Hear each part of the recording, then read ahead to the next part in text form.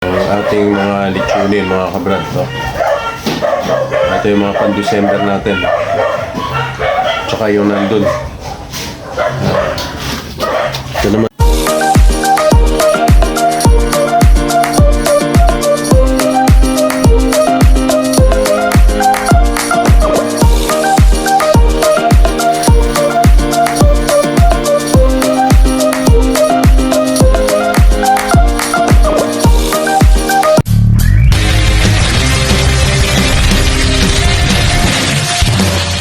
Hey mga brad, isang napakagandang hapon muli sa atin. Napakaganda ng panahon natin ngayon, walang ulan.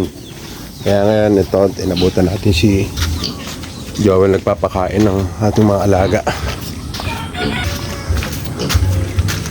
Ito katatapos lang. Well, ano yung pinakain mo na rito, Well? Ano yung pinakain mo sa kanila? Ay, mais. Ano yung hinalo mo ngayon? Ano yung hinalo mo? Sapal? Nag-ano ka ng sapal? Sige. Ito yung breeder natin. Ito yung kabrad. Ayan. Lalang ganda na. Ayan. Tsaka yun. Kabrad. Ayan. Yun pa. Ito yung magandang breeder natin mga kabrad. Ito yung santo.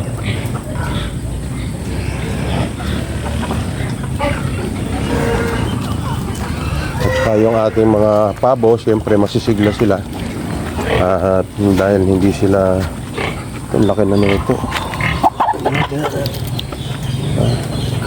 Yung mga breeder natin ito.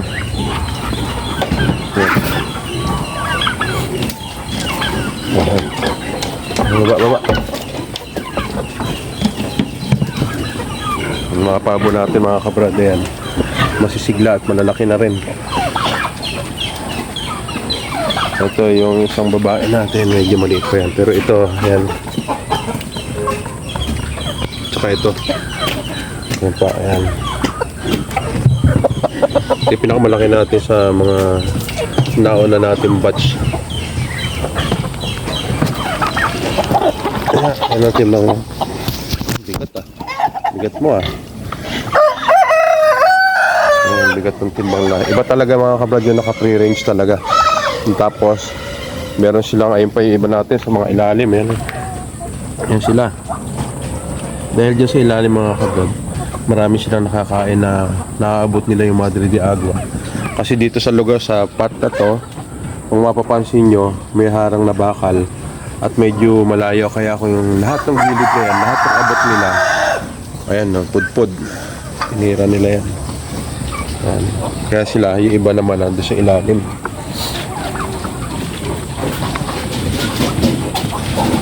Tsaka yung mga bibi natin, iba na laki nila. Ayan. Maganda na yung laki nila.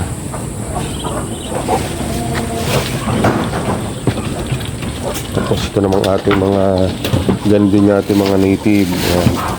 Yung ating mga breeders na native. Ayan pa yung breeder natin na manok na yan. Ayan. Yan yung inahin natin. Kasi yan, sa mga gagawin natin inahin. Ganda ng mga katawan ng ating native mga kabrad.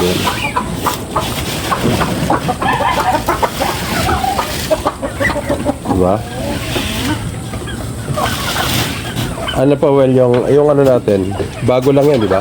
Ano ba? Yung starter natin. Kunti na lang. Kunti na lang mo. Sipin nyo ating ano. Binakang doon eh. Hindi dito yun, ubos niya. Di malalakas na rin makikain. Makakainin. Ayan, ito pa yung gagawin natin unahin. Yan, malalaki. Ito naman din mga pablo natin na babae. Ayan, gaganda na rin sila ngayon. Ang nakaraan kasi mga naglulugon. Tapos yung ating mga puting baboy. Ay si number 30 natin. Halata na rin yung minsan. Si 13. Saka ito. Ayan. Ito naman si ating number 16. Ito yung huli.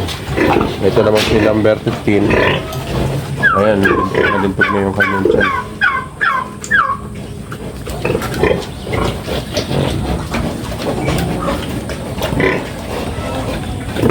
Napapansin natin yung kabrad yung dyan.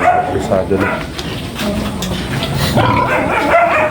Siguro by next month, mga kabrad, mag-ano tayo ng incubator. Dito hindi pa napipisa yung mga itlog ng ating kaya lang halimi. Ayun. Yan na. Si number 30. Saan na yung channel. Pero dito sa ating mga native talaga mga kabrad, yung mga gagawin natin breeder dito sa ating mga native, magaganda talaga. Ayan na.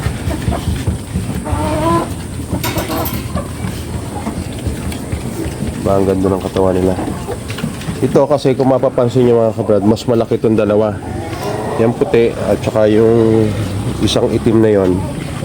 Yung kasi nakakross na sila sa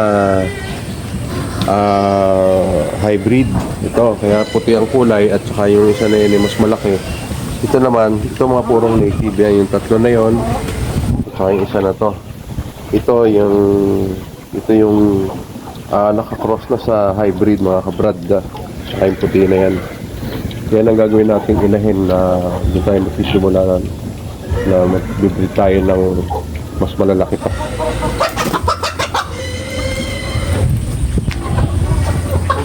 Mga kabrad, yung ating mga manok ang lalaki. Ayan, ang laki, matataas.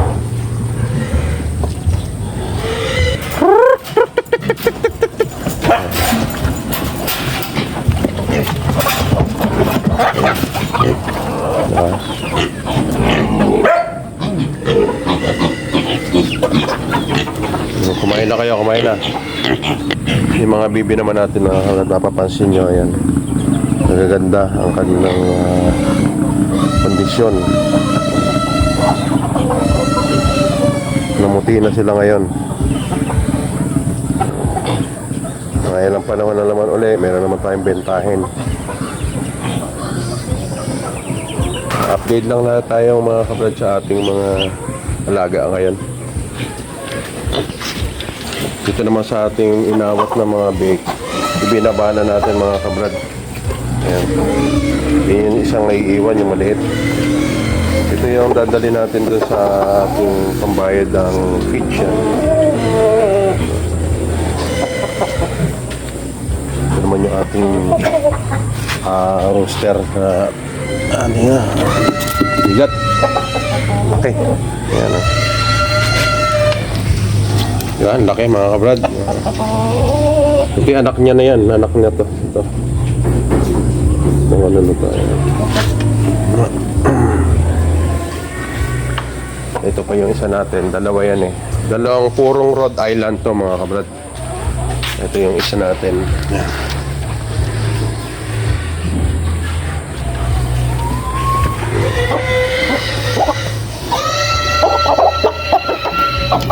Malaki na rin. Ayan.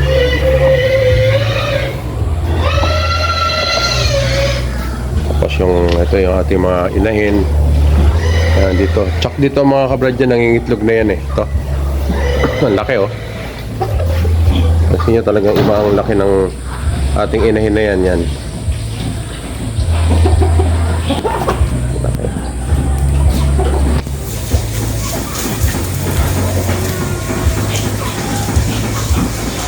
Ayan o, laki niya. Saka ito yung may hawig dun sa ating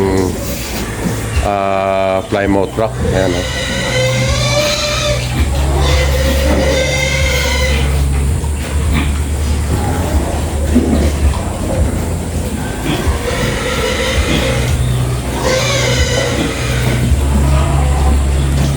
Yan yung mga, pag inilipat natin sila, yan yung mga gagawin natin inahin mga kabrad, kaya mas malalaki pa ang magiging ating alagang mga manok. Ayan. Pero yung ating mga pambayad utang din magaganda rin, na bukod lang talaga itong isang sobrang liit. Yan, ito yung maiiwan natin. Yan, tingnan naman natin yung mga kabrad, yung ating mga native. So, si Joel nagpapakain naman siya ng ating mga inahing native. Ayan.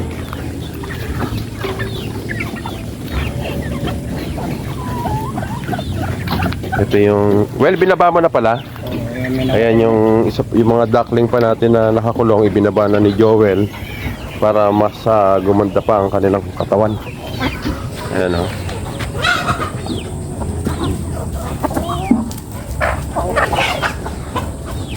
Ito pa mga kabrad nating mga inahin. Ayan o. Ayun. Ito, ang laki na rin na ito.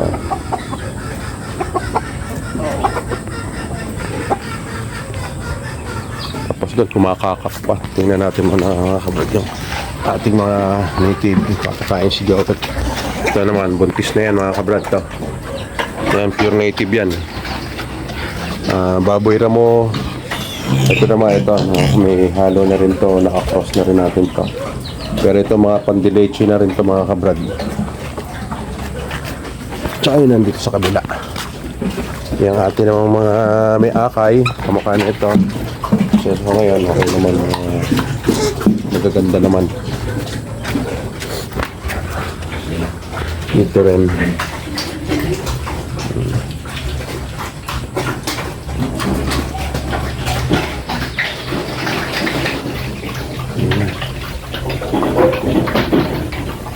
Ito naman si Buntes. Buntes na rin to.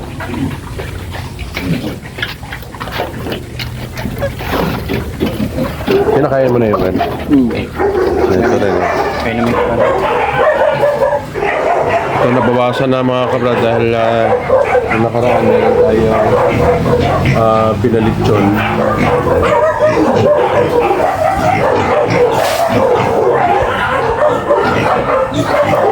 Ang ating mga litsunin mga kabrad to. Ito yung mga pan-December natin. Tsaka yung nandun. Ito naman natin dito. So ngayon, okay naman. Kaya lang maliliit. Hindi naaabot ito ng sa December dahil maliliit. Maliliit na sila. Butin lang natin yung iba natin dito mga laga.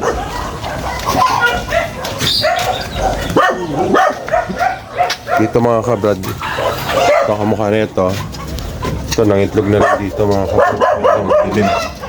Nakabat na tayo.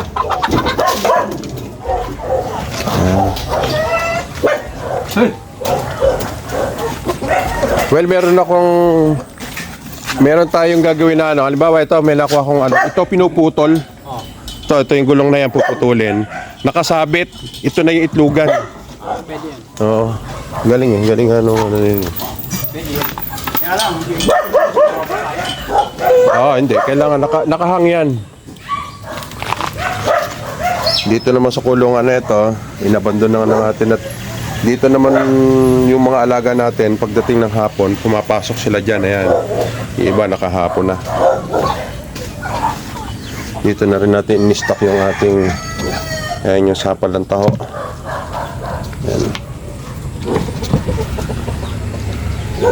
Ito, may nangingitlog na rin pala rito. Ayan, ganda. Itlog dito.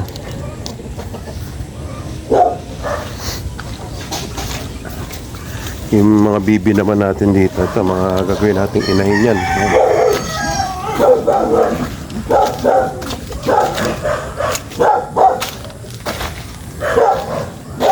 Isa natin na yan. Ito pa, isa nating inahin.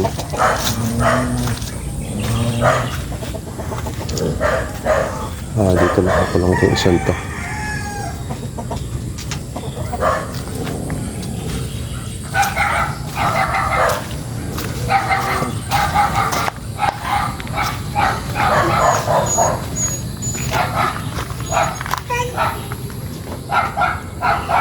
Di ayun, meron parang itlog tayo ng bibe. Merong nag-umpisa na naman. May nag-umpisa na naman doon mga kabrad. So, ayan.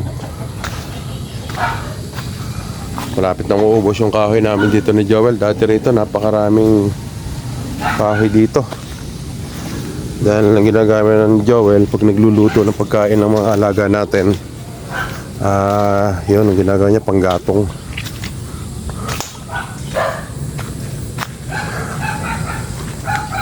So ito yung iba nating mga alaga dito. Dito naman yung ibang pabo natin pala nandito. Tapos yung palay, ito, makakakuha na naman tayo dito mga kabrad. Pag inaan ito, yung mga dayami, ayan o. Mapapansin nyo yan ha. Medyo mamula-mula na, nanililaw na. By next month to, anihin na to mga kabrad. Yan. Pero hindi atin yan. Sa kapitbahay natin yan. Ito yung mga gabi rin natin ito. Aanihin na rin natin ito. Ito, tatanim tayo dito ng panibago. Ayan, yung area na yan.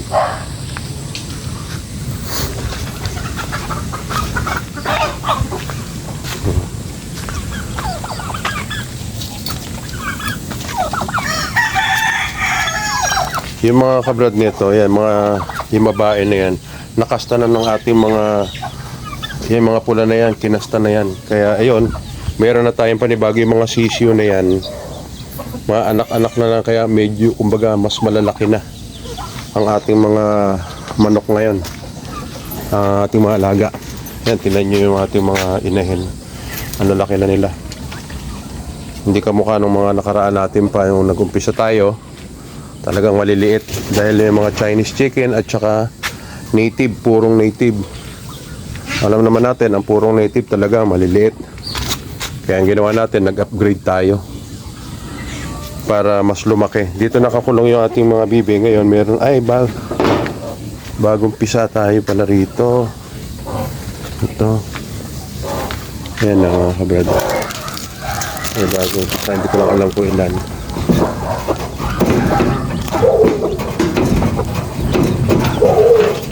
Ito. Well, ilan yung napisa dito, Well? Ha? Ilan? Galon. Isa lang. Nilagay ko dyan, baka malunod lang sa putik. Saan galing? Saan yan? Sa gulong. Sa gulong. Saka mapisa niya eh. Well, pag ano mo ako ng itlog kahit mga 6 na piraso lang. Diyan po, pwedeng kumuha dyan. Tama.